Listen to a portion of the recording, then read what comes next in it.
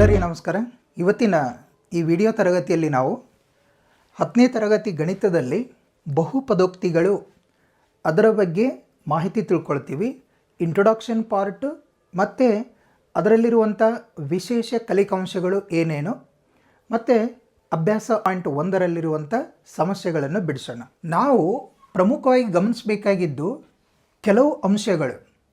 ಅದರಲ್ಲಿ ಮಹತ್ತಮ ಘಾತ ಅಂದ್ರೆ ಅದಕ್ಕೆ ನಾವು ಡಿಗ್ರಿ ಅಂತಂತೀವಿ, ಮಹತ್ತಮ ಘಾತ ಅಂತ ಅದಕ್ಕೆ ಅಂತೀವಿ. ಜೊತೆಗೆ ಏನಂತಂದರೆ ರೇಖಾತ್ಮಕ ಬಹುಪದೋಕ್ತಿ, ವರ್ಗ ಬಹುಪದೋಕ್ತಿ, ಘನ ಬಹುಪದೋಕ್ತಿ ಮತ್ತು ಶೂನ್ಯ ಬಹುಪದೋಕ್ತಿ, ಈ ಮಾಹಿತಿಯನ್ನು ನಾವು ತಿಳ್ಕೊಳ್ಬೇಕು. ಇದರಲ್ಲಿ ಬಹುಪದೋಕ್ತಿಗಳ ಬಗ್ಗೆ ನಾವು 9ನೇ ತರಗತಿಯಲ್ಲಿ ಹೆಚ್ಚಿನ ಮಾಹಿತಿ ಪಡ್ಕೊಂಡಿದ್ದೀವಿ. ಒಂದು ಎಕ್ಸಾಂಪಲ್ ನೋಡೋಣ. ನಾವು ಈಗ 3x² ಅಂತ ತೊಗೊಂಡೀವಿ ಅಂತ ತಗೊಳ್ಳೋಣ. 3x² ಇದರಲ್ಲಿ 3 ಅನ್ನೋದು ಸಹಗುಣಕ ಅಥವಾ ಅದರ ಸಂಖ್ಯಾಪದ ಅಂತ ತಗೊಳ್ತೀವಿ, ಸ್ಥಿರಾಂಕ ಅಂತಲೂ ತಗೊಳ್ಬಹುದು. ಇದರಲ್ಲಿ x ಅನ್ನೋದು ಇದು ಚರಾಕ್ಷರ, ಇದು ಚರಾಕ್ಷರ. 2 ಅನ್ನೋದು ಏನಂತಂದ್ರೆ ಅದರ ಘಾತ ಸೂಚಿ. ಜೊತೆಗೆ ಇದರಲ್ಲಿ ಪ್ಲಸ್ ಅಥವಾ ಮೈನಸ್ ಏನೋ ಸೈನ್ ಯೂಸ್ ಮಾಡ್ಕೊಂಡೇನೋ ಬರಿತೀವಿ. ಆ ರೀತಿಯಾದಂಥ ಇಂಥ ಬಹುಪದೋಕ್ತಿಗಳ ಬಗ್ಗೆ ನಾವು ಈಗಾಗಲೇ 9ನೇ ತರಗತಿಯಲ್ಲಿ ಅಧ್ಯಯನ ಮಾಡಿದ್ದೀವಿ.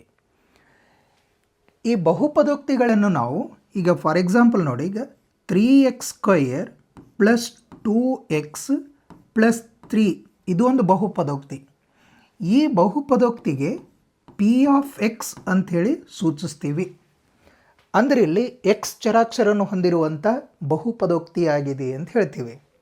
ಹಾಗೆಯೇ 2x ಪ್ಲಸ್ 3 ಇದೂ ಬಹುಪದೋಕ್ತಿ. ಇದಕ್ಕೂ ಸಹ ನಾವು ಪಿ ಆಫ್ ಎಕ್ಸ್ ಅಂಥೇಳಿ ಸೂಚಿಸ್ತೀವಿ. ಈಗ ನೋಡಿ ಇನ್ನೊಂದು ಬಹುಪದೋಕ್ತಿ, ಈಗ 2y² ಪ್ಲಸ್ 3y ಪ್ಲಸ್ 7 ಹೀಗಿತ್ತಂತಂದ್ರೆ ಇದನ್ನು ನಾವು ಪಿ ಆಫ್ ವೈ ಅನ್ನುವಂಥ ಬಹುಪದೋಕ್ತಿ ಅಂತ ಸೂಚಿಸ್ತೀವಿ.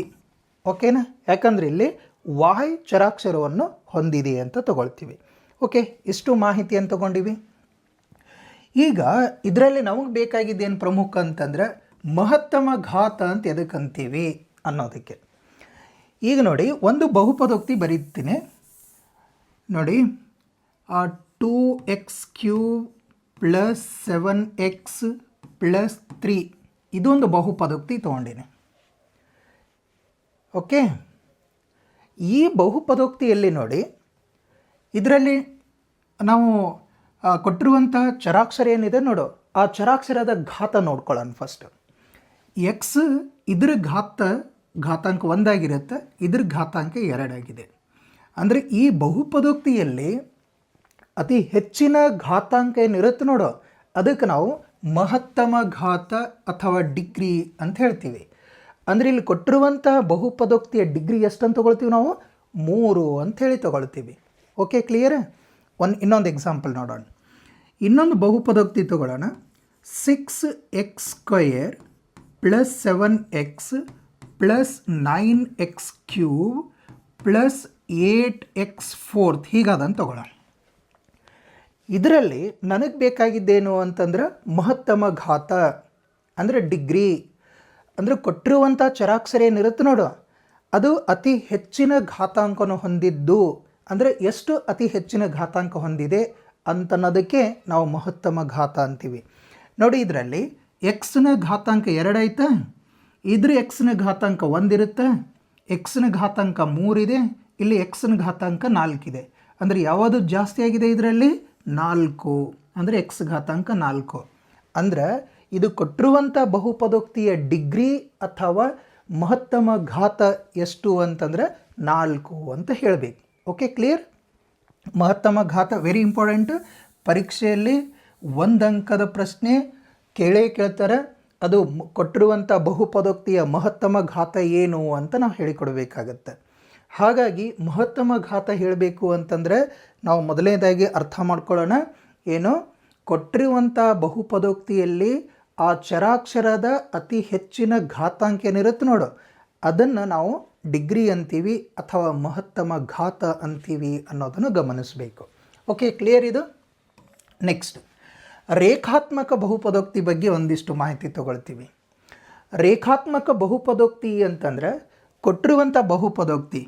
ಈಗ ನೋಡಿ, ಇಲ್ಲಿ 3x+7 ಅನ್ನುವಂಥ ಒಂದು ಬಹುಪದೋಕ್ತಿ ತೊಗೊಂಡಿನಿ.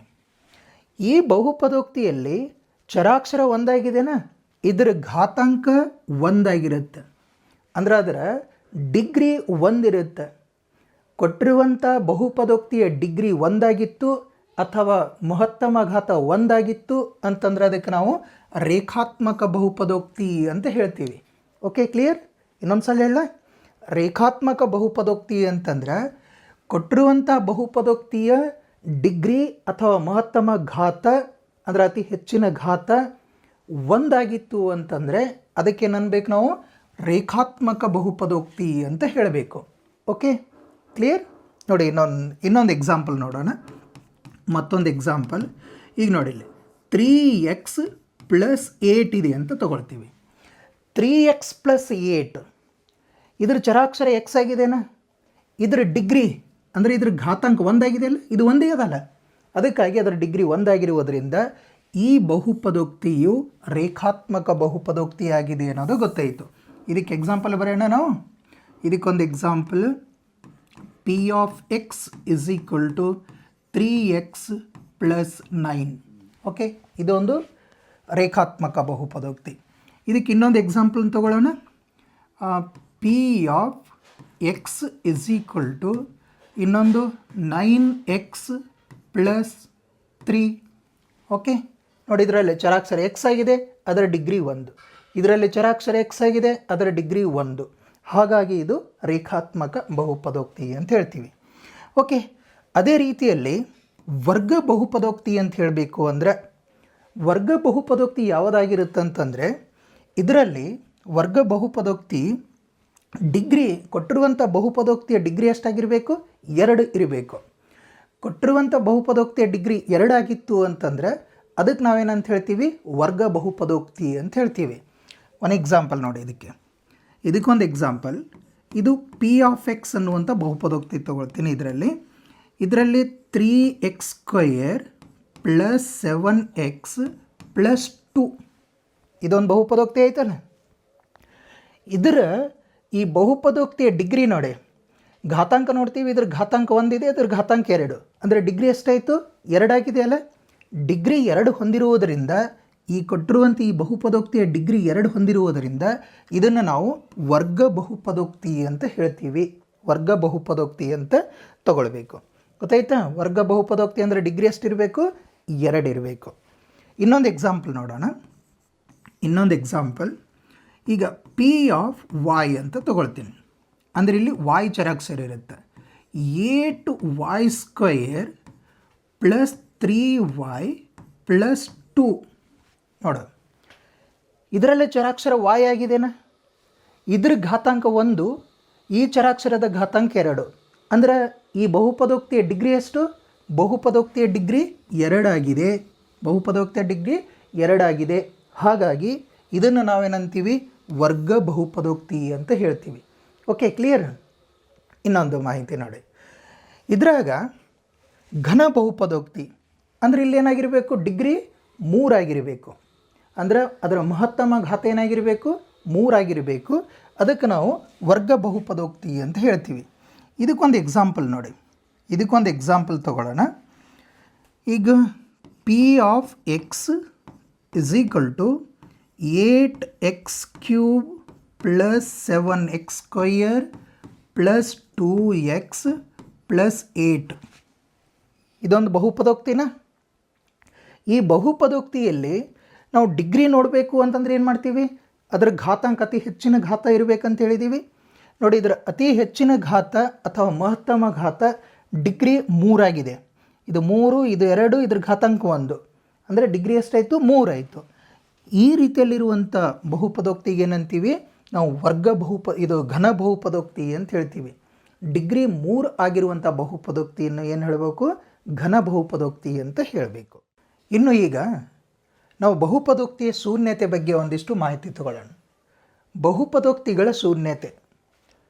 ಇದನ್ನು ಈ ಎಕ್ಸಾಂಪಲ್ನಲ್ಲಿ ನೋಡಿ, P of X is equal to X square minus 2x minus 3 ಅನ್ನುವಂಥ ಒಂದು ವರ್ಗ ಬಹುಪದೋಕ್ತಿ ಇದೆ. ಈ ವರ್ಗ ಬಹುಪದೋಕ್ತಿಯ ಶೂನ್ಯತೆ ಕಂಡುಹಿಡಿಬೇಕು. ಶೂನ್ಯತೆ ಅಂತಂದ್ರೆ ಆ ಬಹುಪದೋಕ್ತಿಯಲ್ಲಿ ಯಾವ ಬೆಲೆಯನ್ನು ಆದೇಶಿಸಿದಾಗ 0 ಬರುತ್ತಾ ಅಂತ ಕಂಡುಹಿಡಿಯೋದು. ಓಕೆನಾ? ಭಾಳ ಸರಳ ಭಾಷೆಯಲ್ಲಿ ಹೇಳಬೇಕು ಅಂತಂದರೆ, ಈ ಕೊಟ್ಟಿರುವಂಥ ಏನು ಬಹುಪದೋಕ್ತಿ ಇದೆ ನೋಡು, ಇದರಲ್ಲಿ ಯಾವ ಬೆಲೆ ಆದೇಶ ಮಾಡಿದಾಗ 0 ಬರುತ್ತೆ ನೋಡು, ಆಗ ಆದೇಶ ಮಾಡಿರುವಂಥ ಬೆಲೆಗೆ ಏನಂತೀವಿ ನಾವು, ಆ ಬಹುಪದೋಕ್ತಿಯ ಶೂನ್ಯತೆ ಅಂತ ಹೇಳ್ತೀವಿ. ಭಾಳ ಸಿಂಪಲ್ ಆಗಿದೆ ನೋಡಿ. ಒನ್ ಎಕ್ಸಾಂಪಲ್, ಇದರಲ್ಲಿ ಎಕ್ಸ್ ಇಸ್ ಈಕ್ವಲ್ ಟು 1 ಆದಾಗ ನೋಡೋಣ. ಫಾರ್ ಎಕ್ಸಾಂಪಲ್, ಈ ಕೊಟ್ಟಿರುವಂಥ ಬಹುಪದೋಕ್ತಿಯಲ್ಲಿ ಎಕ್ಸ್ ಇಸ್ ಈಕ್ವಲ್ ಟು 1 ಅಂತ ಆದೇಶ ಮಾಡಿ ನೋಡೋಣ. ಪಿ ಆಫ್ ಎಕ್ಸ್ ಅಂತಂದ್ರೆ 1 ಆದೇಶ ಮಾಡ್ತೀನಿ, ಇಸ್ ಈಕ್ವಲ್ ಟು ನೋಡಿ, ಇಲ್ಲಿ ಎಕ್ಸ್ ಅಂದರೆ ಎಷ್ಟು ತೊಗೋಬೇಕಂತ ಹೇಳಿ ನಾವು 1 ತೊಗೊಳ್ಬೇಕಂತ ಹೇಳಿವಿ, ಹೌದಲ್ಲ? ಅಂದರೆ ಇಲ್ಲಿ 1 ಸ್ಕ್ವಯರ್ ಮೈನಸ್ 2 ಇಂಟು ಎಕ್ಸ್ ಅಂದರೆ ಎಷ್ಟು ತೊಗೊಳ್ಬೇಕು, 1 ಮೈನಸ್ 3. ನೆಕ್ಸ್ಟ್ ನೋಡಿ, ಇದನ್ನು ಸಿಂಪ್ಲಿಫೈ ಮಾಡೋಣ. 1 ವರ್ಗ 1 ಆಯಿತು, ಮೈನಸ್ ಇದು 2 1 2 ಆಯಿತು, ಮೈನಸ್ 3. ಈಗ ಇದರಲ್ಲಿ ಇದು 1ಕ್ಕೆ 1 ಆಯಿತಾ, ಮೈನಸ್ 2 ಮೈನಸ್ 3 ಅಂದರೆ ಎಷ್ಟಾಯಿತು, ಮೈನಸ್ 5. 1 ಮೈನಸ್ 5 ಆಯ್ತು. ಇಲ್ಲಿ ಮೈನಸ್ 5 ಹೇಗೆ ಬಂತಂದು ಗೊತ್ತಾಯ್ತಲ್ಲ, ಮೈನಸ್ 2 ಮೈನಸ್ 3 ಅಂದರೆ ಮೈನಸ್ 5 ಆಯಿತು. ಹಾಗಾಗಿ ಇದೆಷ್ಟಾಗತ್ತೆ, ಇದ್ರ ಬೆಲೆ ಮೈನಸ್ 4 ಆಯಿತು, 0 ಬರಲಿಲ್ಲ. ಹಾಗಾಗಿ ಇಲ್ಲಿ 0 ಬರಲಿಲ್ಲಲ್ಲ, ಇದನ್ನೇ ಎಕ್ಸ್ ಆದೇಶ ಮಾಡಿ, ಇದು 1 ಆದೇಶ ಮಾಡಿದಾಗ. ಹಾಗಾಗಿ ಈ ಬಹುಪದೋಕ್ತಿಯಲ್ಲಿ 1 ಈ ಬಹುಪದೋಕ್ತಿಯ ಶೂನ್ಯತೆ ಅಲ್ಲ ಅನ್ಬೇಕು. ಅಂದರೆ ಆ ಬೆಲೆ ಆದೇಶ ಮಾಡಿದಾಗ ನಮಗೆ 0 ಬರಲಿಲ್ಲ. ಹಾಗಾಗಿ ಇದರಲ್ಲಿ ಎಕ್ಸ್ ಇಸ್ ಈಕ್ವಲ್ ಟು 1, ಇದು ಈ P of X is equal to X square minus 2x minus 3 ಈ ಬಹುಪದೋಕ್ತಿಯ ಶೂನ್ಯತೆ ಆಗಿಲ್ಲ ಅಂತ ಹೇಳ್ತೀವಿ. ಓಕೆ, ನೆಕ್ಸ್ಟ್ ಇನ್ನೊಂದು ನೋಡಿ, ಎಕ್ಸ್ ಇಸ್ ಈಕ್ವಲ್ ಟು 3 ಆದಾಗ ಆಗತ್ತೆ ನೋಡೋಣ. ಇದರಲ್ಲಿ ಇದೇ ಈ ಕಡೆ ಬರೀತೀವಿ ನೋಡಿ, ಎಕ್ಸ್ ಇಸ್ ಈಕ್ವಲ್ ಟು 3 ಆದಾಗ ಆಗತ್ತೆ ನೋಡೋಣ. P of X is equal to X square minus 2x minus 3 ಅಂತಾಯಿತು. ಇದರಲ್ಲಿ ಎಷ್ಟು ಆದೇಶ ಮಾಡಿ ನೋಡೋಣ, 3 ಆದೇಶ ಮಾಡಿ ನೋಡೋಣ. ಪಿ ಇಲ್ಲಿ 3 ಆದೇಶ ಮಾಡ್ತೀನಿ, ಅಂದರೆ ಚರಾಕ್ಷರದ ಬೆಲೆ ಅಂದರೆ ಎಕ್ಸ್ ಬೆಲೆ 3 ಆದೇಶ ಮಾಡಿ ನೋಡೋಣ. ಎಕ್ಸ್ ಅಂದರೆ ಇಲ್ಲಿ 3 ಆಯಿತಾ, ಇದು ಸ್ಕ್ವೇರ್ ಇದೆ, ಮೈನಸ್ 2 ಇಂಟು ಎಕ್ಸ್ ಅಂದರೆ 3, ಇದು ಮೈನಸ್ 3. ನೆಕ್ಸ್ಟ್ ಏನಾಗುತ್ತೆ, 3ರ ವರ್ಗ, 3 ಸ್ಕ್ವೇರ್ ಇದೆ ಅಂತಂದರೆ 3ರ ವರ್ಗ, 3ರ ವರ್ಗ ಎಷ್ಟಾಗುತ್ತೆ, 9 ಮೈನಸ್ ಇದು 2 3 6 ಆಯಿತು, ಇದು ಮೈನಸ್ 3 ಆಯಿತು. ನೆಕ್ಸ್ಟ್ ಸಿಂಪ್ಲಿಫೈ ಮಾಡೋಣ. ಇದಕ್ಕೆ ನೋಡಿ, ಇದನ್ನು ಇಸ್ ಈಕ್ವಲ್ ಟು ಇದು 9ಕ್ಕೆ 9 ಮೈನಸ್ 6 ಮೈನಸ್ 3 ಅಂತಂದರೆ ಇದು ಮೈನಸ್ 9 ಆಯ್ತಲ್ಲ, ಪ್ಲಸ್ 9 ಮೈನಸ್ 9 ಕ್ಯಾನ್ಸಲ್ ಆಯ್ತಲ್ಲ, ಅಂದರೆ 0 ಬಂತು. ನೋಡು, ಈ ಬಹುಪದೋಕ್ತಿಯಲ್ಲಿ ಎಕ್ಸ್ ಅಂತಂದ್ರೆ 3 ಆದೇಶ ಮಾಡಿದಾಗ 0 ಬಂತಲ್ಲ. ಹಾಗಾಗಿ ಇಲ್ಲಿ ಎಕ್ಸ್ ಇಸ್ ಈಕ್ವಲ್ ಟು 3 ಈ ಬಹುಪದೋಕ್ತಿಯ ಶೂನ್ಯತೆ ಅಂತ ಹೇಳ್ತೀವಿ. ಓಕೆ, ಬಹುಪದೋಕ್ತಿ ಶೂನ್ಯತೆ ಅಂತ ಹೇಳ್ತೀವಿ. ಆದರೆ ಈ ರೀತಿಯಲ್ಲಿ ಯಾವ್ಯಾವ ಬೆಲೆ ಆದೇಶ ಮಾಡಿ ನೋಡೋಣ. ಈಗ ಇಲ್ಲಿ ಎಕ್ಸ್ ಇಸ್ ಈಕ್ವಲ್ ಟು 1 ಅಂತ ತೊಗೊಂಡು ಎಕ್ಸ್ ಇಸ್ ಈಕ್ವಲ್ ಟು 2 ಹಾಕಿ ಟ್ರೈ ಮಾಡೋದು, ಆಮೇಲೆ ಎಕ್ಸ್ ಇಸ್ ಈಕ್ವಲ್ ಟು 3 ಹಾಕಿ ಟ್ರೈ ಮಾಡೋದು. ಹೀಗೆ ನಿರ್ದಿಷ್ಟವಾಗಿ ನಾವು ಬೆಲೆ ಹಾಕಿ ಟ್ರೈ ಮಾಡಿ ಅದನ್ನು ಪ್ರಯತ್ನ ಮಾಡಿ 0 ಬರುತ್ತೆ ಇಲ್ಲ, ಅದರ ಶೂನ್ಯತೆ ಆಗಿದ್ದೇ ಇಲ್ಲ ಅಂತ ಕಂಡುಹಿಡಿಲಿಕ್ಕೆ ಹೆಚ್ಚಿನ ಸಮಯ ಬೇಕಾಗತ್ತಲ್ಲ. ಹಾಗಾಗಿ ಅದನ್ನು ಹೇಗೆ ಕಂಡುಹಿಡಿಬೇಕು ಅನ್ನೋದನ್ನು ನಾನು ಹೇಳಿಕೊಡ್ತೀನಿ ಈಗ. ನೆಕ್ಸ್ಟ್ ಇನ್ನೊಂದು, ಈ ಬಹುಪದೋಕ್ತಿಯ ಶೂನ್ಯತೆಗಳ ರೇಖಾಗಣಿತೀಯ ಅರ್ಥ. ಇದನ್ನು ರೇಖಾಗಣಿತೀಯವಾಗಿ ನಾವು ಹೇಗೆ ತಿಳ್ಕೊಳ್ಬೇಕು, ಈ ಬಹುಪದೋಕ್ತಿ ಶೂನ್ಯತೆಗಳ ರೇಖಾಗಣಿತೀಯ ಅರ್ಥ ತಗೊಳ್ಳೋಣ. ಇಲ್ಲಿ ನೋಡಿ, ಡಿಟೇಲ್ ಆಗಿ ಹೇಳಿದರೆ ಶೂನ್ಯತೆ ಅಂದರೆ ಏನು ಅಂತಲೂ ನಾನು ಮೊದಲಿಗೆ ಹೇಳಿದ್ದೀನಿ. ಆದ್ರೂ ಅದ್ರ ಬಗ್ಗೆ ಇನ್ನೂ ಹೆಚ್ಚಿನ ಮಾಹಿತಿ ಬೇಕಂತ ಹೇಳಿ ಇದ್ರ ಬಗ್ಗೆ ಇನ್ಫಾರ್ಮೇಷನ್ ಇಲ್ಲಿ ಡಿಟೇಲ್ ಆಗಿ ತೊಗೊಂಡಿವಿ. ಇಲ್ಲಿ ಕೆ ಅನ್ನೋದು ಒಂದು ವಾಸ್ತವ ಸಂಖ್ಯೆ ಅಂತ ತಗೊಳ್ತೀವಿ. ಅದನ್ನು ಪಿ ಆಫ್ ಎಕ್ಸ್ ಎಂಬುದು ಏನಂತಂದ್ರೆ ಒಂದು ಬಹುಪದೋಕ್ತಿ. ಹೇಗಂತ ಬರಿತೀವಿ ಅಂತ ಹೇಳಿದ್ದೀವಿ ನಾನು ಮೊದಲಿಗೆ ಹೇಳಿದೆ ಏನಂತಂದ್ರೆ, ಈಗ ಫಾರ್ ಎಕ್ಸಾಂಪಲ್ ಈಗ ಎಕ್ಸ್ ಸ್ಕ್ವಯರ್ ಪ್ಲಸ್ 1 ಇತ್ತಂತಂದ್ರೆ ಈ ಬಹುಪದೋಕ್ತಿ ಹೇಗೆ ಬರಿತೀವಿ, ಇಲ್ಲಿ ಇದನ್ನು ಪಿ ಆಫ್ ಎಕ್ಸ್ ಅಂಥೇಳಿ ಬರ್ಕೊಳ್ತೀವಿ. ಓಕೆನಾ? ಹಾಗೆ ಇಲ್ಲಿ ಎಕ್ಸ್ ಇದು ಕೆ ಎಂಬುದು ಒಂದು ವಾಸ್ತವ ಸಂಖ್ಯೆ ಅಂತ ತಗೊಂಡಾರೆ. ಆಮೇಲೆ ಪಿ ಆಫ್ ಎಕ್ಸ್ ಅನ್ನೋದು ಒಂದು ಬಹುಪದೋಕ್ತಿ ಅಂತ ಆಗಿದೆ. ಆ ಸಮಯದಲ್ಲಿ ನೋಡಿ ಇಲ್ಲಿ P of X is equal to 0 ಆಗಿತ್ತು ಅಂತಂದ್ರೆ, ಅಂದರೆ P of K is equal to 0 ಆಗಿತ್ತು ಅಂತಂದರೆ ನಾವು ಕೆ ಯನ್ನು ಬಹುಪದೋಕ್ತಿ, ಯಾವ ಬಹುಪದೋಕ್ತಿ, ಪಿ ಆಫ್ ಎಕ್ಸ್ನ ಬಹುಪದೋಕ್ತಿ ಶೂನ್ಯತೆ ಅಂತ ಹೇಳ್ತೀವಿ. ನಾವು ಫಸ್ಟ್ ನೋಡಿದ್ದೀವಲ್ಲ, ಇಲ್ಲಿ ನೋಡು ಎಕ್ಸ್ ಇಸ್ ಈಕ್ವಲ್ ಟು 3, ಇಲ್ಲಿ 3 ಅಂತ ತೊಗೊಂಡಿವಿ. ಇಲ್ಲಿ ಈ ಪಿ ಆಫ್ ಎಕ್ಸ್ ಈ ಬಹುಪದೋಕ್ತಿಯಲ್ಲಿ ಏನಂತಂದರೆ ಎಕ್ಸ್ ಬೆಲೆ ಯಾವುದು ಮಾಡಿದ್ದೀವಿ ನಾವು, 3 ಅಂತ ಹಾಕಿದ್ದೀವಲ್ಲ. ಮಾಡಿದಾಗ ಇದ್ರ ಬೆಲೆ ಅಂದರೆ P of X is equal to 0 ಬಂದುಬಿಡ್ತಿಲ್ಲ. ಹಾಗಾಗಿ ಯಾವುದು ಹಾಕಿದಾಗ ಬಂತದು, 3 ಆದೇಶ ಮಾಡಿದಾಗ ಬಂತು. ಎಕ್ಸ್ ಇಸ್ ಈಕ್ವಲ್ ಟು 3 ಆದೇಶ ಮಾಡಿದಾಗ 0 ಬಂತು. ಅದಕ್ಕಾಗಿ ಈ 3ಅನ್ನು ಈ ಬಹುಪದೋಕ್ತಿಯ ಶೂನ್ಯತೆ ಅಂತ ಹೇಳ್ತೀವಿ. ಅದೇ ಮಾಹಿತಿಯನ್ನು ನಾವು ಇಲ್ಲಿ ಹೇಳ್ತಾ ಇದ್ದೀವಿ. ಏನಂತಂದ್ರೆ ಕೆ ಎಂಬುದು ಒಂದು ವಾಸ್ತವ ಸಂಖ್ಯೆ ಅಂತ ತಗೊಳ್ತೀವಿ, ಪಿ ಆಫ್ ಎಕ್ಸ್ ಅನ್ನೋದು ಒಂದು ಬಹುಪದೋಕ್ತಿ ಆಗಿರುತ್ತೆ. ಆಗ P of X is equal to 0 ಏನಾಗುತ್ತೆ ನೋಡಿ, ಇದು ಕೆ ಬೆಲೆಯನ್ನು ಆದೇಶ ಮಾಡ್ತೀವಿ. ಅಂದರೆ ಎಕ್ಸ್ ಬದಲಾಗಿ ಅಂದರೆ ಯಾವ ಒಂದು ವಾಸ್ತವ ಸಂಖ್ಯೆಯನ್ನು ಆದೇಶ ಮಾಡಿ 0ಯನ್ನು ಪಡಿತೀವಿ. ಆಗ ಇದಕ್ಕೆ ಯಾವ ಆ ವಾಸ್ತವ ಸಂಖ್ಯೆಯನ್ನು ಆದೇಶ ಮಾಡಿರ್ತೀವಿ ನೋಡು, ಅದಕ್ಕೇನು ಅನ್ಬೇಕು, ಆ ಬಹುಪದೋಕ್ತಿಯ ಶೂನ್ಯತೆ ಅಂತ ಅನ್ಬೇಕು. ನಾನು ಎಕ್ಸಾಂಪಲ್ ಮೂಲಕನೂ ಮಾಡಿ ತೋರಿಸಿದ್ದೀನಿ. ಓಕೆ, ನೆಕ್ಸ್ಟ್ ಇನ್ನು ರೇಖಾತ್ಮಕ ಬಹುಪದೋಕ್ತಿ ಹೇಗಿರುತ್ತೆ, ವೆರಿ ಇಂಪಾರ್ಟೆಂಟ್ ಗಮನಿಸಿ. ರೇಖಾತ್ಮಕ ಬಹುಪದೋಕ್ತಿಯ ಆದರ್ಶ ರೂಪ ಈ ರೀತಿ ಇರುತ್ತೆ, ಗಮನಿಸಿ ಇದನ್ನು. ರೇಖಾತ್ಮಕ ಬಹುಪದೋಕ್ತಿಯ ಆದರ್ಶ ರೂಪ, ಫಾರ್ ಎಕ್ಸಾಂಪಲ್ ನೋಡಿ ಇದನ್ನು ಆದರ್ಶ ರೂಪನೇ P of X is equal to ನೋಡಿ ಇಲ್ಲಿ ಎ ಎಕ್ಸ್ ಪ್ಲಸ್ ಬಿ. ಇಲ್ಲಿ ಎಕ್ಸ್ ಅನ್ನೋದು ಚರಾಕ್ಷರ, ಓಕೆನಾ. ಇದರ ಘಾತಾಂಕ 1 ಆಗಿದೆ, ಅಂದರೆ ಡಿಗ್ರಿ 1 ಹೊಂದಿದೆ. ಹಾಗಾಗಿ ಇದಕ್ಕೇನಂತ ರೇಖಾತ್ಮಕ ಬಹುಪದೋಕ್ತಿ ಅಂತ ಹೇಳ್ತೀವಿ. ಒಂದು ಕಂಡೀಷನ್ ಏನಂತಂದರೆ ಎ ಬೆಲೆ 0 ಆಗಿರಬಾರ್ದು. ಯಾಕಾಗಿರಬಾರ್ದು, ಎ ಬೆಲೆ 0 ಆಗಿತ್ತಂದರೆ ಇದು ಚರಾಕ್ಷರನೇ ಉಳಿಯಂಗಿಲ್ಲ, ಇದು ಕೇವಲ ಒಂದು ಸ್ಥಿರಾಂಕ ಉಳ್ಕೊಂಡು ಬಿಡುತ್ತೆ. ಹಾಗಾಗಿ ಇದು ಏನಂತಾರೆ, ರೇಖಾತ್ಮಕ ಬಹುಪದೋಕ್ತಿ ಆಗೋದಿಲ್ಲ. ಅದಕ್ಕಾಗಿ ಇಲ್ಲಿ ಒಂದು ಕಂಡೀಷನ್ ಏನಪ್ಪ ಅಂತಂದ್ರೆ, ಇಲ್ಲಿ ಎ ಯಾವುದೇ ವಾಸ್ತವ ಸಂಖ್ಯೆ ಆಗಿರ್ಬೋದು, ಬಟ್ ಅದರ ಬೆಲೆ 0 ಆಗಿರಬಾರ್ದು ಅಂತ ಗಮನಿಸಬೇಕು. Okay, clear. ಇದನ್ನೇ ಬರ್ದಿ ನೋಡಿ, y is equal to A X plus B. ಅಂದರೆ ಈ ರೂಪದಲ್ಲಿರುವಂಥ ಬಹುಪದೋಕ್ತಿಗೆ ಏನಂತೀವಿ ನಾವು, ಇದಕ್ಕೆ ರೇಖಾತ್ಮಕ ಬಹುಪದೋಕ್ತಿ ಅಂತ ಹೇಳ್ತೀವಿ. ಎಕ್ಸಾಂಪಲ್ ಈ ರೀತಿಯಲ್ಲಿನೂ ಬರೀತೀವಿ. ಇದು ಒಂದು ಬಹುಪದೋಕ್ತಿ. ಇದನ್ನೇ ನೋಡಿ ನಾವು ಹೀಗೂ ಬರೀಬಹುದಲ್ಲ, P of X is equal to 2x plus 3. ಇದರ ಚರಾಕ್ಷರ 1 ಆಗಿದೆ, ಚರಾಕ್ಷರ ಎಕ್ಸ್ ಇದೆಯಾ, ಅದರ ಡಿಗ್ರಿ 1 ಆಗಿದೆ, ಘಾತಾಂಕ 1 ಇದೆ. ಹಾಗಾಗಿ ಅದಕ್ಕೆ ನಾವು ಏನಂತ ಹೇಳ್ತೀವಿ, ರೇಖಾತ್ಮಕ ಬಹುಪದೋಕ್ತಿ ಅಂತ ಹೇಳ್ತೀವಿ. ಇಲ್ಲಿ ಎ ಅಂತಂದರೆ ಏನಾಗುತ್ತೆ, ಎಕ್ಸ್ ಅಂತಂದರೆ ಒಂದು ಇದಕ್ಕೆ ಚರಾಕ್ಷರ ಅಂತ ಹೇಳಿದ್ದೀವಿ. ಇಲ್ಲಿ 2 ಅನ್ನೋದೇನು, ಇದು 2 ನೋಡಿ, ಎ ಅಂತ ಹೇಳ್ತೀವಿ. ಎ ಏನಿರಬಾರ್ದು, 0 ಆಗಿರಬಾರ್ದು ಅಂತ ಹೇಳಿದ್ದೀವಿ. ನಮ್ದು ಎ ಅಂತಂದರೆ ಎಷ್ಟದೆ, 2. ಇಲ್ಲಿ ಇದಕ್ಕೆ ಬಿ ಎಷ್ಟಾಯಿತು, 3. ಓಕೆನಾ, ಇಷ್ಟು ಮಾಹಿತಿ ಅಂತ ಗೊತ್ತಿರುತ್ತೆ. ಆಮೇಲೆ ಇದಕ್ಕೆ ರೇಖಾಗಣಿತೀಯವಾಗಿ ನೋಡಬೇಕು ಅಂತಂದರೆ, ಒಂದು ರೇಖಾತ್ಮಕ ಬಹುಪದೋಕ್ತಿಯ ನಕ್ಷೆ ಒಂದು ರೇಖೆ ಬರುತ್ತೆ. ಓಕೆನಾ, ಇದು ಅಂದ್ರೆ ಗೊತ್ತು, ಒಂದೇ ಏನಂತಂದರೆ ಮೂಲವನ್ನು ಹೊಂದಿರುತ್ತೆ ಅಥವಾ ಒಂದೇ ಶೂನ್ಯತೆಯನ್ನು ಹೊಂದಿರುತ್ತೆ. ಇಲ್ಲಿ ನಾವು ಶೂನ್ಯತೆ ಅನ್ನುವಂಥ ಪದ ಯೂಸ್ ಮಾಡ್ತೀವಿ. ಇದಕ್ಕೆ ರೇಖಾತ್ಮಕ ಬಹುಪದೋಕ್ತಿ ಎಷ್ಟು ಶೂನ್ಯತೆಯನ್ನು ಹೊಂದಿರುತ್ತೆ, ಒಂದೇ ಒಂದು ಶೂನ್ಯತೆ ಹೊಂದಿರುತ್ತೆ. ಇದಕ್ಕೆ ನಾವು ರೇಖಾತ್ಮಕವಾಗಿ ನೋಡಬೇಕು, ರೇಖಾಗಣಿತೀಯವಾಗಿ ನೋಡಬೇಕು ಅಂತಂದ್ರೆ, ಎಕ್ಸ್ ಅಕ್ಷವನ್ನು ಈ ರೇಖೆಯು ಒಂದೇ ಒಂದು ಬಿಂದುವಿನಲ್ಲಿ ಏನಂತಂದರೆ ಛೇದಿಸಿದೆ. ಓಕೆನಾ, ನೋಡಿ ಇದು ಎಕ್ಸ್ ಅಕ್ಷ ಅಂತ ಗೊತ್ತಾಯಿತು, ಇದು ವಾಯ್ ಅಕ್ಷ ಅಂತ ಗೊತ್ತಿದೆ. ಈ ರೇಖೆ ಏನಿದೆ ನೋಡಿ, ಇದು y is equal to 2x plus 3 ಅನ್ನುವಂಥ ರೇಖೆ ಏನಿದೆಲ್ಲ, ಈ ರೇಖೆ ಎಕ್ಸ್ ಅಕ್ಷಕ್ಕೆ ಒಂದೇ ಒಂದು ಬಿಂದುವಿನಲ್ಲಿ ಏನಂತಂದ್ರೆ ಅದು ಛೇದಿಸಿರುತ್ತೆ. ಹಾಗಾಗಿ ಅದು ಅದರ ಶೂನ್ಯತೆ 1 ಅಂತ ಹೇಳಬೇಕು. ಓಕೆನಾ, ಇದರ ಶೂನ್ಯತೆ ಎಷ್ಟು ಅಂತ ಹೇಳ್ತೀವಿ ನಾವು, ಇದರ ಶೂನ್ಯತೆ 1, ಇದು ಶೂನ್ಯತೆ 1 ಅಂತ ಬರೀತೀವಿ.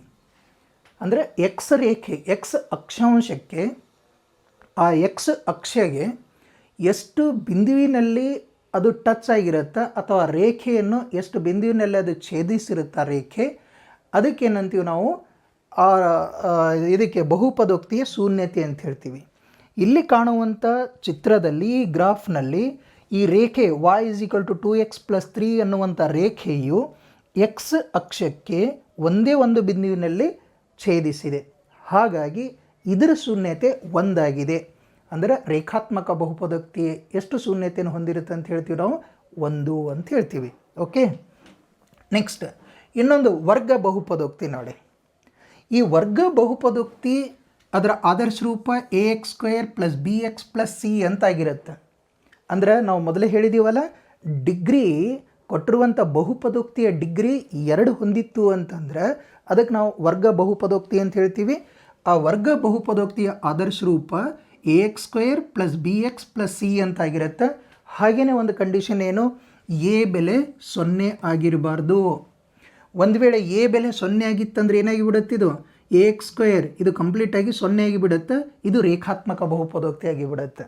ಹಾಗಾಗಿ ಇಲ್ಲಿ x² ಸಹಗುಣಕ 0 ಆಗಿರಬಾರ್ದು. ಅಂದರೆ ಎ ಬೆಲೆ 0 ಆಗಿರಬಾರ್ದು ಅಂತ ಗಮನಿಸಬೇಕು. ಅದಕ್ಕೊಂದು ಎಕ್ಸಾಂಪಲ್ ನಾವು ಬೇರೆ ರೀತಿಯಲ್ಲಿ ತಗೊಳ್ಬೋದು. 3x² + 2x + 7 ನೋಡಿ, ಇದರಲ್ಲಿ ಚರಾಕ್ಷರ ಎಕ್ಸ್, ಇದರ ಚರಾಕ್ಷರ ಎಕ್ಸ್ ಇದೆಯಲ್ಲ, ಡಿಗ್ರಿ 2 ಆಗಿದೆ. ಆದ್ದರಿಂದ ಇದು ವರ್ಗ ಬಹುಪದೋಕ್ತಿ ಅಂತ ಹೇಳ್ತೀವಿ. ವರ್ಗ ಬಹುಪದೋಕ್ತಿಯ ನಕ್ಷೆ ಈ ರೀತಿಯಲ್ಲಿ ಉಂಟಾಗುತ್ತೆ. ಅಂದರೆ ವರ್ಗ ಬಹುಪದೋಕ್ತಿ ಎಕ್ಸ್ ಅಕ್ಷವನ್ನು 2 ಬಿಂದುವಿನಲ್ಲಿ ಛೇದಿಸ್ತದೆ. ಎಕ್ಸ್ ಅಕ್ಷವನ್ನು ವರ್ಗ ಬಹುಪದೋಕ್ತಿ 2 ಬಿಂದುವಿನಲ್ಲಿ ಛೇದಿಸ್ತಂದ್ರೆ ಅರ್ಥ ಏನು ಅಂತಂದರೆ ಅದಕ್ಕೆ 2 ಶೂನ್ಯತೆಗಳಿರ್ತಾವ ಅಂತ. ಓಕೆನಾ? ಅಂದರೆ ಇಲ್ಲಿ ನಾವು ಏನು ಮಾಹಿತಿ ಗಮನಿಸ್ತಾ ಇದ್ದೀವಿ ಗೊತ್ತಾ? ಡಿಗ್ರಿ ಎಷ್ಟಿರುತ್ತಾ ಅಷ್ಟು ಶೂನ್ಯತೆಯನ್ನು ಹೊಂದಿರುತ್ತಾ ಅಂತ ಗಮನಿಸಬೇಕು. Okay, clear? ಇಲ್ಲಿ ಈ ಚಿತ್ರದಲ್ಲಿ ಗಮನಿಸಿ. ಆಗ ಇಲ್ಲಿ ಉಂಟಾಗಿರುವಂಥ ಈ ರೇಖೆ, ವಕ್ರರೇಖೆ ಏನಿದೆ ನೋಡು, ಇದು ಎಕ್ಸ್ ಅಕ್ಷವನ್ನು ಇಲ್ಲೊಂದು ಬಿಂದು ಎ ಬಿಂದುವಿನಲ್ಲಿ ಮತ್ತು a' ಬಿಂದುವಿನಲ್ಲಿ 2 ಬಿಂದುವಿನಲ್ಲಿ ಛೇದಿಸ್ತಾ ಇದೆ. ಹಾಗಾಗಿ ವರ್ಗ ಬಹುಪದೋಕ್ತಿಯ ಶೂನ್ಯತೆ, ಇದರ ಶೂನ್ಯತೆ ಎಷ್ಟಿದೆ? 2. ಇದರ ಶೂನ್ಯತೆ ಎಷ್ಟು? 2. ಅಂದರೆ ಸ್ಪಷ್ಟವಾಗಿ ನಾವು ಗಮನಿಸಬೇಕೇನು? ಕೊಟ್ಟಿರುವಂಥ ರೇಖೆಯು ಅದು ವಕ್ರವಾಗಿರಬಹುದು ಅಥವಾ ಸರಳ ರೇಖೆ ಆಗಿರಬಹುದು. ಆ ರೇಖೆ ಎಕ್ಸ್ ಅಕ್ಷವನ್ನು ಎಷ್ಟು ಬಿಂದುವಿನಲ್ಲಿ ಅದು ಛೇದಿಸ್ತಾ ಇದೆ ಅದನ್ನು ಗಮನಿಸಬೇಕು. ಓಕೆನಾ? ಅಷ್ಟು ಏನಂದರೆ ಶೂನ್ಯತೆ ಹೊಂದಿರುತ್ತೆ ಅಂತ ಹೇಳ್ತೀವಿ. ನೋಡಿ, ಈ ನಕ್ಷೆಯನ್ನು ಗಮನಿಸಿದೀವಿ ಅಂತಂದ್ರೆ ಈ ರೇಖೆಯು ಎಕ್ಸ್ ಅಕ್ಷವನ್ನು 2 ಬಿಂದುವಿನಲ್ಲಿ ಛೇದಿಸ್ತಾ ಇದೆ. ಇಲ್ಲಿ ಒಂದು a' ಒಂದು, ಇನ್ನೊಂದು a ನಲ್ಲಿ. ಹಾಗಾಗಿ ಈ ನಕ್ಷೆಯ ಶೂನ್ಯತೆ ಎಷ್ಟಾಗಿರುತ್ತೆ ಅಂತ ಹೇಳ್ತೀವಿ ನಾವು? 2. ಇದರ ಶೂನ್ಯತೆ ಎಷ್ಟು? 2 ಆಗಿರುತ್ತೆ ಅಂತ ಗಮನಿಸಬೇಕು. Okay, clear? ನೆಕ್ಸ್ಟ್ ಇನ್ನೊಂದು ನೋಡಿ. ಇಲ್ಲಿ ಬಹುಪದೋಕ್ತಿಯ ಶೂನ್ಯತೆಗಳ ರೇಖಾಗಣಿತ ಅರ್ಥದಲ್ಲಿ ಒಂದೆರಡು ಎಕ್ಸಾಂಪಲ್. ಮತ್ತೆ ಈ ಎಕ್ಸಾಂಪಲ್ ನೋಡಿ, ಇದರಲ್ಲಿ ಮತ್ತು ಇದು ನಕ್ಷೆ ನೋಡಿಕೊಂಡು ಏನಂತಂದರೆ ನಾವು ಇದು ಶೂನ್ಯತೆ ಏನಂತಂದರೆ 2 ಇದೆ ಅಂತ ಹೇಳಬಾರ್ದು. ಓಕೆನಾ?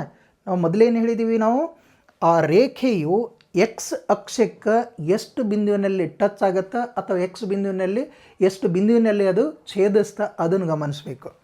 ನೋಡಿ, ಇಲ್ಲಿ ಈ ರೇಖೆ ಎಕ್ಸ್ ಅಕ್ಷಕ್ಕೆ ಒಂದೇ ಒಂದು ಬಿಂದುವಿನಲ್ಲಿ ಏನಂತಂದರೆ ಛೇದಿಸ್ತಾ ಇದೆ ಅಥವಾ ಅದನ್ನು ಸ್ಪರ್ಶಿಸ್ತಾ ಇದೆ. ಹಾಗಾಗಿ ಇದರ ಶೂನ್ಯತೆ ಎಷ್ಟು ಅಂತ ಹೇಳ್ತೀರಿ? ಇದರ ಶೂನ್ಯತೆ ಏನಂತಾರೆ? 1. ಈ ನಕ್ಷೆಯಲ್ಲಿ ಈ ರೇಖೆ ಏನಿದೆ ನೋಡಿ, ಇದರ ಶೂನ್ಯತೆ ಎಷ್ಟು ಅಂತ ಹೇಳ್ತೀವಿ? 1. ಯಾಕಂದರೆ ಅದು ಎಕ್ಸ್ ಅಕ್ಷಕ್ಕೆ, ಮತ್ತು ಇದು ವಾಯ್ ನೋಡಬಾರ್ದು, ಮತ್ತು ಇಲ್ಲೊಂದಾದ್ರೆ ಅಂತ ಅನ್ಬಾರ್ದು. Okay, clear? ಎಕ್ಸ್ ಅಕ್ಷಕ್ಕೆ ಎಷ್ಟು ಬಿಂದುವಿನಲ್ಲಿ ಛೇದಿಸಿರುತ್ತೆ ಅಥವಾ ಅದನ್ನು ಸ್ಪರ್ಶಿಸಿರುತ್ತೆ ಅಷ್ಟು ಶೂನ್ಯತೆ ಅಂತ ಹೇಳಬೇಕಾ? ಇದು ಒಂದೇ ಒಂದು ಬಿಂದುವಿನಲ್ಲಿ ಸ್ಪರ್ಶಿಸಿದೆ.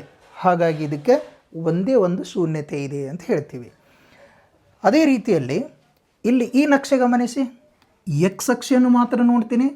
ಈ ರೇಖೆಯು ಎಕ್ಸ್ ಅಕ್ಷಕ್ಕೆ ಇಲ್ಲಿ ಎ ಬಿಂದುವಿನಲ್ಲಿ ಮಾತ್ರ ಛೇದಿಸ್ತಾ ಇದೆ, ಅಂದರೆ ಅಲ್ಲಿ ಸ್ಪರ್ಶಿಸ್ತಾ ಇದೆ. ಹಾಗಾಗಿ ಇದರ ಶೂನ್ಯತೆಯೂ ಸಹ 1 ಆಗಿದೆ ಅಂತ ಬರೀತೀವಿ. ಇದರ ಶೂನ್ಯತೆ ಎಷ್ಟು? 1.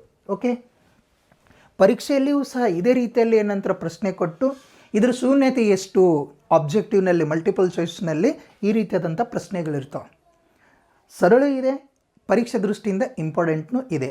ಹಾಗಾಗಿ 10ನೇ ತರಗತಿಯ ವಿದ್ಯಾರ್ಥಿಗಳು ವಿಶೇಷವಾಗಿ ಈ ಅಧ್ಯಾಯ 9 ಬಹುಪದೋಕ್ತಿಗಳನ್ನು ಅಧ್ಯಯನ ಮಾಡಬೇಕು. ಓಕೆ, ನೆಕ್ಸ್ಟ್ ಒಂದು ಪ್ರಶ್ನೆ ನೋಡಿ. ಇಲ್ಲಿ ಈ ಒಂದು ನಕ್ಷೆಯಲ್ಲಿ ಇದರ ಶೂನ್ಯತೆ ಎಷ್ಟು ಅಂತ ಹೇಳ್ಬೋದು ನಾವು? ಇದರ ಶೂನ್ಯತೆ ಕರೆಕ್ಟಾಗಿ ನಾವು ಅಭ್ಯಾಸ ಮಾಡಲಿಲ್ಲ ಅಂತಂದ್ರೆ ಏನಾಗಿಬಿಡುತ್ತೆ, ರೇಖೆಗೆ ಇಲ್ಲಿ ಒಂದು ಬಿಂದುವಿನಲ್ಲಿ ಟಚ್ ಆಗ್ಯದಲ್ರಿ, ಇದರಲ್ಲಿ ಒಂದು ಛೇದಿಸ್ಯದಲ್ರಿ, ಅದಕ್ಕೊಂದು ಶೂನ್ಯತೆ ಅಂತ ಹೇಳ್ತೀವಿ. ನಾವು ಮೊದಲೇನೆ ಅಂತ ಹೇಳಿದೀವಿ, ನಾವು ಎಕ್ಸ್ ಅಕ್ಷಕ್ಕೆ ಎಷ್ಟು ಬಿಂದುವಿನಲ್ಲಿ ಛೇದಿಸಿರುತ್ತಾ ಅಥವಾ ಎಷ್ಟು ಬಿಂದುವಿನಲ್ಲಿ ಅದು ಏನಂತಂದರೆ ಸ್ಪರ್ಶಿಸಿರುತ್ತಾ ಅಷ್ಟನ್ನು ಮಾತ್ರ ತೆಗೆದುಕೊಳ್ಬೇಕಂತ ಹೇಳಿವಿ. ನೋಡಿ, ಇದು ಎಕ್ಸ್ ಅಕ್ಷ ಇದೆ, ಈ ರೇಖೆ ಏನಂತಾರೆ ಮೇಲ್ಗಡೆ ಇದೆ, ಅಂದರೆ ಅದು ವಾಯ್ಗೆ ಟಚ್ ಆಗ್ತಾ ಇದೆ, ಅದು ನಮಗೆ ಬೇಕಾಗಿಲ್ಲ. ಅದು ಏನಾಗಬೇಕು ಅಂತಂದರೆ ಎಕ್ಸ್ ಅಕ್ಷಕ್ಕೆ ಎಷ್ಟು ಬಿಂದುವಿನಲ್ಲಿ ಛೇದಿಸ್ತಾ ಇದೆ, ಒಂದು ಬಿಂದುವಿನಲ್ಲಿ ಛೇದಿಸ್ತಾ ಇಲ್ಲ ಅಥವಾ ಸ್ಪರ್ಶಿಸ್ತಾ ಇಲ್ಲ. ಹಾಗಾಗಿ ಇದರ ಶೂನ್ಯತೆ ಎಷ್ಟು ಅಂತ ಹೇಳ್ತೀವಿ ನಾವು, 0. ಇದರ ಶೂನ್ಯತೆಯೇ ಇಲ್ಲ, 0 ಆಗಿದೆ. ಓಕೆ, ಇದರಲ್ಲಿ ನೋಡಿ, ಈ ರೇಖೆ ಎಕ್ಸ್ ಅಕ್ಷಕ್ಕೆ ಎಲ್ಲರನ್ನಾದ್ರೂ ಟಚ್ ಆಗ್ತಾ ಇದೆನಾ ಅಥವಾ ಛೇದಿಸ್ತಾ ಇದೆನಾ? ಇಲ್ಲ. ಹಾಗಾಗಿ ಇದರ ಶೂನ್ಯತೆ ಎಷ್ಟು? 0ನೇ. ಅದರ ಶೂನ್ಯತೆ 0 ಆಗಿದೆ. ಶೂನ್ಯ ಬಹುಪದೋಕ್ತಿ ಅಂತ ಹೇಳ್ತೀವಿ. ಓಕೆ, ಮತ್ತೊಂದು ಎಕ್ಸಾಂಪಲ್. ಇದರಲ್ಲಿ ಇನ್ನೊಂದು ಘನ ಬಹುಪದೋಕ್ತಿ, ರೇಖಾತ್ಮಕ ಬಹುಪದೋಕ್ತಿ. ಇದು ಗೊತ್ತಾಯಿತು. ರೇಖಾತ್ಮಕ ಬಹುಪದೋಕ್ತಿಯ ಶೂನ್ಯತೆ ಎಷ್ಟು? 1. ವರ್ಗ ಬಹುಪದೋಕ್ತಿಯ ಶೂನ್ಯತೆ ಎಷ್ಟು? 2 ಇರ್ತಾವ. ಶೂನ್ಯತೆಯನ್ನು ರೇಖಾಗಣಿತೀಯವಾಗಿ ನಾವು ಚೆಕ್ ಮಾಡಬೇಕು ಅಂತಂದ್ರೆ ಎಕ್ಸ್ ಅಕ್ಷೆಗೆ ಆ ರೇಖೆ ಎಷ್ಟು ಬಿಂದುವಿನಲ್ಲಿ ಛೇದಿಸಿರುತ್ತಾ ಅಥವಾ ಎಷ್ಟು ಬಿಂದುವಿನಲ್ಲಿ ಅದು ಸ್ಪರ್ಶಿಸಿರುತ್ತಾ ಅದನ್ನು ಮಾತ್ರ ಪರಿಗಣಿಸಬೇಕು. Okay, right. ಇದರಲ್ಲಿ ಘನ ಬಹುಪದೋಕ್ತಿಯ ಆದರ್ಶ ರೂಪ, ಘನ ಬಹುಪದೋಕ್ತಿ ಅಂತ ಏನಂತ ಹೇಳಿದ್ವಿ ನಾವು, ಡಿಗ್ರಿ 3 ಆಗಿರಬೇಕಂತ ಹೇಳಿದ್ದೀವಿ. ಡಿಗ್ರಿ 3 ಹೊಂದಿರುವಂಥ ಬಹುಪದೋಕ್ತಿಗೆ ನಾವು ಘನ ಬಹುಪದೋಕ್ತಿ ಅಂತ ಹೇಳ್ತೀವಿ. ಹೌದು. ಹಾಗಾಗಿ ಇಲ್ಲಿ ನೋಡಿ, ಇಲ್ಲಿ ಇದರ ಡಿಗ್ರಿ 3 ಇದೆಯಲ್ಲ, ಆಮೇಲೆ ಇದು ಘಾತಾಂಕ 3 ಇದೆ, 2 ಇದೆ, 1 ಇದೆ. ನಮಗೇನು ಬೇಕು? ಡಿಗ್ರಿ 3 ಆಗಿರಬೇಕು, ಮಹತ್ತಮ ಘಾತ 3 ಆಗಿರಬೇಕು. ಮಹತ್ತಮ ಘಾತ 3 ಆಗಿತ್ತು ಅಂತಂದರೆ ಅದಕ್ಕೆ ಘನ ಬಹುಪದೋಕ್ತಿ ಅಂತ ಹೇಳ್ತೀವಿ. ಹಾಗಾಗಿ ಇಲ್ಲಿ ಈ ಘನ ಬಹುಪದೋಕ್ತಿಯ ಆದರ್ಶ ರೂಪ ಏನಾಗಿರುತ್ತಂದರೆ ax³ + bx² + cx + d. ಮತ್ತೊಂದು ಕಂಡೀಷನ್ ಏನು ಗೊತ್ತೇನೋ, x³ ಸಹಗುಣಕ ಅಂದರೆ ಎನ ಸಹಗುಣ, ಎ ಬೆಲೆ ಅದು 0 ಆಗಿರಬಾರ್ದು. ಹಾಗಾಗಿ a ≠ 0 ಅಂತ ಬರೆದೀವಿ. ಕ್ಲಿಯರ್? ಓಕೆ, ಇದು ಆದರ್ಶ ರೂಪ ಅಂತ ತೊಗೊಂಡಿವಿ. ಇದಕ್ಕೆ ಕೊಟ್ಟಿರುವಂಥ ಈ ಬಹುಪದೋಕ್ತಿ ಅಂದರೆ ಘನ ಬಹುಪದೋಕ್ತಿಯ ನಕ್ಷೆ ಈ ರೀತಿಯಲ್ಲಿ ಉಂಟಾಗಿರುತ್ತೆ. ಅದು ಎಕ್ಸ್ ಅಕ್ಷೆಯನ್ನು 3 ಬಿಂದುವಿನಲ್ಲಿ ಛೇದಿಸಿರುತ್ತೆ. ನೋಡಿ, ಇಲ್ಲಿ ಎಕ್ಸ್ ಅಕ್ಷೆಗೆ ಈ ರೇಖೆ 3 ಬಿಂದುವಿನಲ್ಲಿ ಛೇದಿಸಿದೆ. ನೋಡಿ ಯಾವ್ಯಾವು, ಇಲ್ಲಿ ಒಂದಿದೆ. ಓಕೆನಾ? ನೋಡಿ, ಇಲ್ಲಿ ಒಂದು ಬಿಂದು, ನೆಕ್ಸ್ಟ್ ಇಲ್ಲಿ ಒಂದು ಬಿಂದು, ನೆಕ್ಸ್ಟ್ ಇದು ಒಂದು ಬಿಂದು. ಎಷ್ಟು ಬಿಂದುವಿನಲ್ಲಿ ಛೇದಿಸಿದಂಗೆ ಆಯಿತು? 3 ಬಿಂದುವಿನಲ್ಲಿ. ಹಾಗಾಗಿ ನಮ್ಮ ಘನ ಬಹುಪದೋಕ್ತಿಯ ಡಿಗ್ರಿ, ಘನ ಬಹುಪದೋಕ್ತಿಯ ಶೂನ್ಯತೆ ಎಷ್ಟಾಗಿರುತ್ತೆ? 3. ಅಂದರೆ ಈ ನಕ್ಷೆ ನೋಡಿದರೆ ಇದರ ಶೂನ್ಯತೆ ಎಷ್ಟು ಅಂತ ಕೇಳಿದರೆ ನೀವು ಎಷ್ಟು ಬರೀತೀರಿ? 3 ಅಂತ ಹೇಳ್ತೀರಿ. ಯಾಕಂತಂದ್ರೆ ಅದು ಎಕ್ಸ್ ಅಕ್ಷೆಗೆ ಎಷ್ಟು ಬಿಂದುವಿನಲ್ಲಿ ಛೇದಿಸಿರುತ್ತಾ ಅಷ್ಟು ಶೂನ್ಯತೆ ಹೊಂದಿರುತ್ತಾ ಅಂತ ನಾವು ಹೇಳ್ತೀವಿ. ಓಕೆ, ಅಂದರೆ ಇದರ ಶೂನ್ಯತೆ ಎಷ್ಟಾಯಿತು? 3 ಅಂತ ಹೇಳ್ತೀವಿ. ಅಂದರೆ ಘನ ಬಹುಪದೋಕ್ತಿ 3 ಶೂನ್ಯತೆಗಳನ್ನು ಹೊಂದಿರುತ್ತಾ ಅಂತ ನಾವು ಕನ್ಸಿಡರ್ ಮಾಡಬೇಕು. ಮತ್ತು ನೆಕ್ಸ್ಟು, ಈ ಬಹುಪದೋಕ್ತಿಯ ಶೂನ್ಯತೆಗಳ ರೇಖಾಗಣಿತೆಯ ಅರ್ಥದಲ್ಲಿ p(x)ದ ಶೂನ್ಯತೆಗಳ ಸಂಖ್ಯೆಯನ್ನು ಕಂಡುಹಿಡಿಯಿರಿ ಅಂತ ಹೇಳಿದೆ. ಇದರಲ್ಲಿ ನೋಡಿ, ಇದರ ಶೂನ್ಯತೆಗಳು 1ನೇದು, ಇದರಲ್ಲಿ 1ನೇ ನಕ್ಷೆಯಲ್ಲಿ ಇದರ ಶೂನ್ಯತೆ ಎಷ್ಟು? ಎಕ್ಸ್ ಅಕ್ಷೆಗೆ ಈ ರೇಖೆ ಒಂದೇ ಒಂದು ಬಿಂದುವಿನಲ್ಲಿ ಅದು ಛೇದಿಸಿರೋದರಿಂದ ಇದರ ಶೂನ್ಯತೆ 1 ಆಗಿದೆ. ಹಾಗೆಯೇ 2ನೇ ನಕ್ಷೆಯಲ್ಲಿ ಗಮನಿಸಿ, 2ನೇ ನಕ್ಷೆಯಲ್ಲಿ ಎಕ್ಸ್ ಅಕ್ಷವನ್ನು ಈ ರೇಖೆಯು 2 ಬಿಂದುವಿನಲ್ಲಿ ಛೇದಿಸಿರುವುದರಿಂದ ಇದರ ಶೂನ್ಯತೆ ಎಷ್ಟಾಗಿರುತ್ತೆ? 2 ಅಂತ ತಗೊಳ್ತೀವಿ. ನೆಕ್ಸ್ಟ್ 3ನೇ ನಕ್ಷೆಯನ್ನು ಗಮನಿಸಿದೀವಿ ಅಂತಂದರೆ ಈ 3ನೇ ನಕ್ಷೆಯಲ್ಲಿ ಎಕ್ಸ್ ಅಕ್ಷವನ್ನು ರೇಖೆ ಎಷ್ಟು ಬಿಂದುವಿನಲ್ಲಿ ಛೇದಿಸ್ತಾ ಇದೆ? ನೋಡಿ, ಇಲ್ಲಿ ಒಂದಿದೆನಾ, 1, ಇಲ್ಲೊಂದು 2, ಇದೊಂದು 3 ಬಿಂದುವಿನಲ್ಲಿ ಛೇದಿಸ್ತಾ ಇದೆ. ಹಾಗಾಗಿ ಇದರ ಶೂನ್ಯತೆ 3 ಅಂತ ತಗೊಳ್ತೀವಿ. ಹಾಗೆಯೇ 4ನೇ ಚಿತ್ರವನ್ನು, 4ನೇ ನಕ್ಷೆಯನ್ನು ಗಮನಿಸಿದರೆ ಒಂದು ರೇಖೆ ಇದೆ. ಇದು ಒಂದು ರೇಖೆ ಎಕ್ಸ್ ಅಕ್ಷಕ್ಕೆ ಎಷ್ಟು ಬಿಂದುವಿನಲ್ಲಿ ಛೇದಿಸ್ತಾ ಇದೆ? ಓನ್ಲಿ ಎಕ್ಸ್ ಅಕ್ಷ ಅಷ್ಟೇ ನೋಡಬೇಕಾ? ಇಲ್ಲಿ ಎಕ್ಸ್ ಅಕ್ಷೆ ಅಂತಂದರೆ ಇದು ಎಕ್ಸ್ ಅಕ್ಷೆ ಆಯಿತು. ಇದಕ್ಕೆ ಒಂದೇ ಒಂದು ಬಿಂದುವಿನಲ್ಲಿ ಏನಂತಾರೆ ಅಂದ್ರೆ ಆ ರೇಖೆ ಛೇದಿಸ್ತಾ ಇದೆ. ಹಾಗಾಗಿ ಈ ನಕ್ಷೆಯ ಈ ಕೊಟ್ಟಿರುವಂಥ ಈ ಬಹುಪದೋಕ್ತಿ ನಕ್ಷೆಯ ಶೂನ್ಯತೆ ಒಂದಾಗಿದೆ. ಇದರ ಶೂನ್ಯತೆ ಎಷ್ಟು? 1. ಇದ್ರ ಶೂನ್ಯತೆ ಹೇಳ್ಬೋದಾ? ಇದ್ರೂ ಶೂನ್ಯತೆಯೂ ಸಹ ಒಂದೇ, ಯಾಕಂದರೆ ಇದು ಎಕ್ಸ್ ಅಕ್ಷಕ್ಕೆ ಒಂದೇ ಒಂದು ಬಿಂದುವಿನಲ್ಲಿ ಸಂಧಿಸಿದೆ ಅಥವಾ ಅದನ್ನು ಸ್ಪರ್ಶಿಸಿದೆ. ಹಾಗಾಗಿ ಇದರ ಶೂನ್ಯತೆ 5ನೇ ನಕ್ಷೆಯ ಶೂನ್ಯತೆ 1. 5ನೇ ನಕ್ಷೆಯ ಶೂನ್ಯತೆ 1. ಇನ್ನು 6ನೇ ನಕ್ಷೆಯ ಶೂನ್ಯತೆ ನೋಡಿ, ಇದು ನೋಡಿ, ಈ ರೇಖೆ ವಕ್ರರೇಖೆ ನೋಡಿ, ಇದು ಎಕ್ಸ್ ಅಕ್ಷಕ್ಕೆ ಎಷ್ಟು ಬಿಂದಿನಲ್ಲಿ ಛೇದಿಸಿದೆ ನೋಡಿ, 1, ಇಲ್ಲೊಂದು 2, 3, 4. ಓಕೆನಾ? ಅಂದರೆ ಇದರ ಶೂನ್ಯತೆ ಎಷ್ಟು ಅಂತ ಹೇಳ್ತೀವಿ ನಾವು? 4 ಅಂತ ತಗೊಳ್ತೀವಿ. ಕ್ಲಿಯರ್? ಓಕೆ. ನೆಕ್ಸ್ಟ್ ಅಭ್ಯಾಸದಲ್ಲಿರುವಂಥ ಲೆಕ್ಕ ಮಾಡೋಣ ನಾವು. ಇಲ್ಲಿವರೆಗೆ ನಾವು ಡಿಸ್ಕಷನ್ ಮಾಡಿದ್ದೀವಿ ಶೂನ್ಯತೆಗಳು, ರೇಖಾತ್ಮಕ ಬಹುಪದೋಕ್ತಿ, ವರ್ಗ ಬಹುಪದೋಕ್ತಿ, ಘನ ಬಹುಪದೋಕ್ತಿ, ಆಮೇಲೆ ಡಿಗ್ರಿ, ಆಮೇಲೆ ಶೂನ್ಯ ಬಹುಪದೋಕ್ತಿ ಅದರ ಬಗ್ಗೆನೂ ಹೇಳಿದ್ದೀವಿ. ರೇಖಾಗಣಿತೀಯವಾಗಿ ಅದರ ಶೂನ್ಯತೆಗಳನ್ನು ಕಂಡುಹಿಡಿದೀವಿ. ಈ ಅಂಶಗಳ ಆಧಾರಿತವಾಗಿಯೇ ಅಭ್ಯಾಸ 9.1 ಆಗಿದೆ. ಇಲ್ಲಿ y=p(x) ನಕ್ಷೆಗಳನ್ನು ಕೆಳಗೆ ಚಿತ್ರ 9.10ದಲ್ಲಿ ನೀಡಿದ್ದು, ಇಲ್ಲಿ p(x) ಎಂಬುದು ಬಹುಪದೋಕ್ತಿಯಾಗಿದೆ ಅಂತ ತಿಳ್ಕೊಳ್ಬೇಕು. ಪ್ರತಿ ಸಂದರ್ಭದಲ್ಲಿಯೂ p(x)ದ ಶೂನ್ಯತೆಗಳ ಸಂಖ್ಯೆಯನ್ನು ಕಂಡುಹಿಡಿಯಬೇಕು. ಅಂದರೆ ಎಷ್ಟು ಶೂನ್ಯತೆಗಳದಾವ ಆ ಶೂನ್ಯತೆಗಳ ಸಂಖ್ಯೆಯನ್ನು ನಾವು ಕಂಡುಹಿಡಿತೀವಿ. ಇದರಲ್ಲಿ ನೋಡಿ, ಈ ಗ್ರಾಫ್ನಲ್ಲಿ ನೋಡಿದೀವಿ ಅಂತಂದ್ರೆ ಈ ನಕ್ಷೆಯಲ್ಲಿ, 1ನೇ ನಕ್ಷೆಯಲ್ಲಿ ಎಕ್ಸ್ ಅಕ್ಷೆ ಇದೆ. ಈ ರೇಖೆ ನೋಡಿ, ಈ ರೇಖೆ ಎಕ್ಸ್ ಅಕ್ಷಕ್ಕೆ ಎಲ್ಲಿನೂ ಛೇದಿಸ್ತಾ ಇದೆನಾ ಅಥವಾ ಸ್ಪರ್ಶಿಸ್ತಾ ಇದೆನಾ? ಇಲ್ಲ ಅಲ್ಲ, ಅದು ವಾಯ್ ಅಕ್ಷಕ್ಕೆ ಕಟ್ ಮಾಡಿದೆ, ವಾಯ್ ಅಕ್ಷಕ್ಕೂ ಛೇದಿಸಿದೆ ಅದು. ಹಾಗಾಗಿ ಇದ್ರ ಶೂನ್ಯತೆ ನಮಗೆ ಬೇಕಾಗಿದ್ದೇನೋ ಶೂನ್ಯತೆ ಕಂಡುಹಿಡಿಬೇಕು ಅಂತಂದ್ರೆ ಎಕ್ಸ್ ಅಕ್ಷೆಯನ್ನು ಅದು ಸ್ಪರ್ಶಿಸಿರ್ಬೇಕು ಅಥವಾ ಛೇದಿಸಿರಬೇಕು ಅಂತ ಹೇಳಿದ್ದೀವಿ. ಇದು ಎಕ್ಸ್ ಅಕ್ಷಕ್ಕೆ ಯಾವ ಬಿಂದುವಿನಲ್ಲಿಯೂ ಸಹ ಛೇದಿಸಿಲ್ಲ. ಹಾಗಾಗಿ ಈ ಗ್ರಾಫ್ನ, ಈ ನಕ್ಷೆಯ ಇದರ ಶೂನ್ಯತೆ ಎಷ್ಟಾಗಿರುತ್ತೆ? ಶೂನ್ಯತೆ ಎಷ್ಟು? 1 ಇಲ್ಲಲ್ಲ, ಇದಕ್ಕೆ ಟಚ್ಚೇ ಇಲ್ಲಲ್ಲ, ಅದಕ್ಕೆ ಶೂನ್ಯತೆಗಳ ಸಂಖ್ಯೆ 0 ಅಂತ ಬರಿತೀವಿ. ಓಕೆ. ನೆಕ್ಸ್ಟ್ 2ನೇ ಗ್ರಾಫ್ ನೋಡಿ, ಎಕ್ಸ್ ಅಕ್ಷೆಯನ್ನು ಮಾತ್ರ ಗಮನಿಸಬೇಕಾ? ಇದು ವೆರಿ ಇಂಪಾರ್ಟೆಂಟ್. ಇಲ್ಲೇ ಎಕ್ಸ್ ಅಕ್ಷೆಯನ್ನು ಗಮನಿಸಿದೀವಿ ಅಂತಂದ್ರೆ ಎಕ್ಸ್ ಅಕ್ಷಕ್ಕೆ ಈ ರೇಖೆ ಎಷ್ಟು ಬಿಂದುವಿನಲ್ಲಿ ಛೇದಿಸಿದೆ? 1. ಹಾಗಾಗಿ ಇದರ ಶೂನ್ಯತೆ ಎಷ್ಟು? ಇದರ ಶೂನ್ಯತೆ ಎಷ್ಟು? 1. ಇದರ ಶೂನ್ಯತೆ 1. ಶೂನ್ಯತೆಗಳ ಸಂಖ್ಯೆ ಎಷ್ಟು? 1. ಓಕೆ. ಈ ಗ್ರಾಫನ್ನು ನೋಡಿ, 3ನೇ ಚಿತ್ರದಲ್ಲಿ ನೋಡಿದ್ದೀವಿ ಅಂತಂದರೆ ನೋಡಿ, ಇದು ರೇಖೆ ಎಕ್ಸ್ ಅಕ್ಷೆ ಅಷ್ಟೇ ನೋಡಬೇಕಾ? ಮತ್ತು ಇದು ವಾಯ್ ನಿಲ್ ಕಾಣುತ್ತೆ, ಮತ್ತು ಅದನ್ನು ಕನ್ಸಿಡರ್ ಮಾಡಬಾರ್ದು. ಓಕೆ.